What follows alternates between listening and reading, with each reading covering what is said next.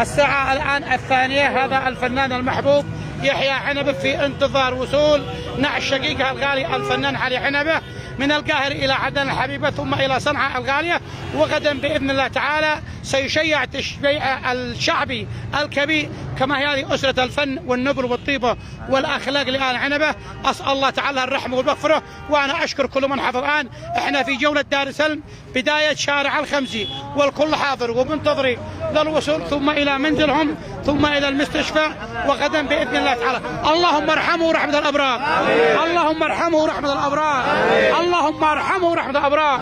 وأسكنه فزح جناتك وأنزل عليها البهجة والسرور من يومنا هذا إلى يوم النشور. اللهم أن هذا عبدك الفنان المحبوب الطيب الغالي علي عنبة قد غادر هذا الدنيا الفانية وكسب هذه المحبة، محبة الناس أجمعين داخل اليمن وخارج اليمن، فارحموا يا الله.